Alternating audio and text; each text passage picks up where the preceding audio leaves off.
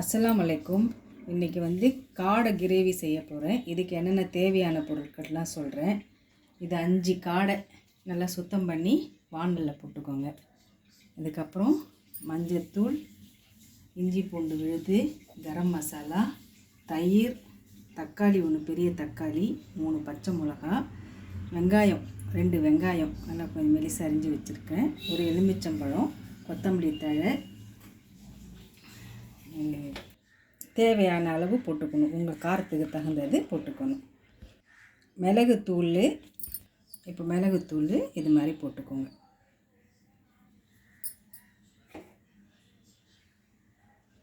கொத்தமல்லி தழை,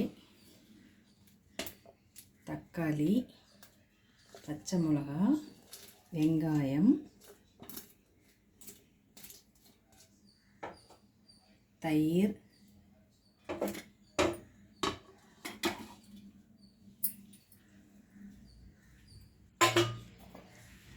மஞ்சத்தூள் 1 டீஸ்பூன்,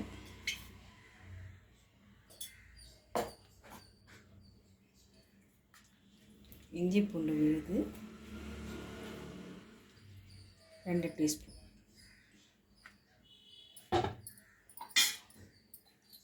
கரம் மசாலா 1 டீஸ்பூன்,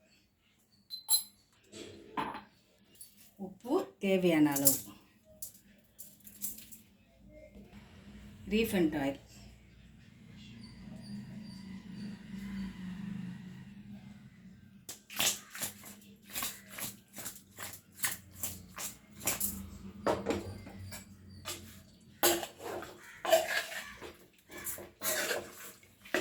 எல்லாம் நல்லா இது மாதிரி பரட்டி விடணும். இதில் எல்லா மசாலாவும் நல்லா இதில் வந்து ஒட்டணும்.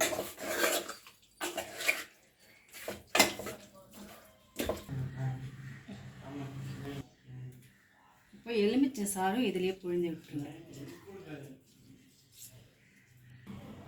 இப்போ இதில் எல்லாமே போட்டு அரை மணி நேரம் அப்படியே ஊற வச்சிடணும். ஊற வச்சோன்னா இது காரம்லாம் அந்த கறிக்குள்ளே ஏறும். அப்படியே கொஞ்சம் இல்லைன்னா லேசாக அந்த கொஞ்சம் கிழிச்சி விடலாம், இல்லைன்னா இந்த கறி பிரிஞ்சு வந்துடும். இதே மாதிரி செஞ்சு அப்புறமா நான் செய்யும்போது காமிக்கிறேன்.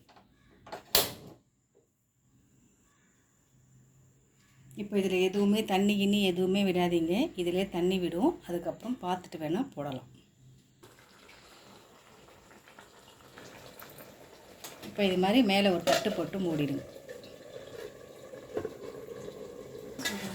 ஸ்கூலுக்கு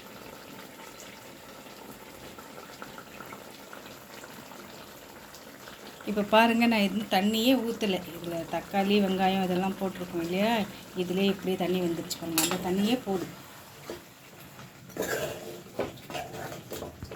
இன்னும் விடும் தண்ணி.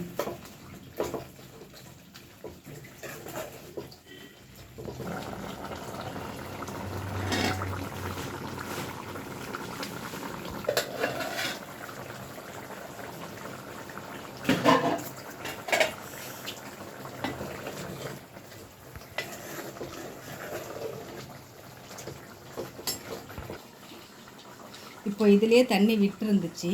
இப்போ வந்து நான் காமிச்சேன் இல்லையா, உங்களுக்கு வேணும்னா 1/2 டம்ளர் தண்ணி ஊற்றி வேக வைங்க. கொஞ்சம் காடை கொஞ்சம் முத்தலாக இருந்துச்சுன்னு சொன்னால் கொஞ்சம் வேகும், அதனால் பார்த்து போடுங்க. இல்லைன்னா அந்த கிரேவியே வேக விட்டுருங்க சிம்மில் வச்சு.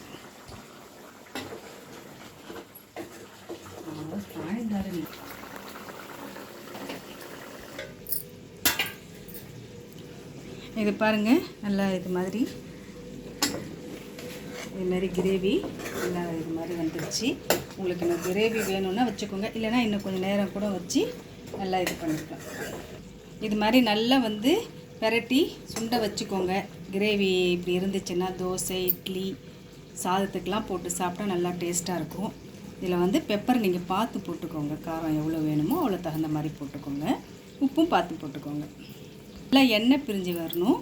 இது வந்து காடை பெப்பர் ஃப்ரை. காடை பெப்பர் ஃப்ரை ரெடி ஆயிடுச்சு. லைக் பண்ணுங்கள், ஷேர் பண்ணுங்கள், சப்ஸ்கிரைப் பண்ணுங்கள், பெல் பட்டனை கிளிக் பண்ணுங்கள், உங்கள் ஃப்ரெண்ட்ஸ்க்கும் சென்ட் பண்ணுங்கள். ரொம்ப டேஸ்டியான காடை பெப்பர் ஃப்ரை. எதாவது இட்லி, தோசை, சாதம் எல்லாத்துக்கும் நல்லாயிருக்கும். கண்டிப்பாக ட்ரை பண்ணி பாருங்கள்.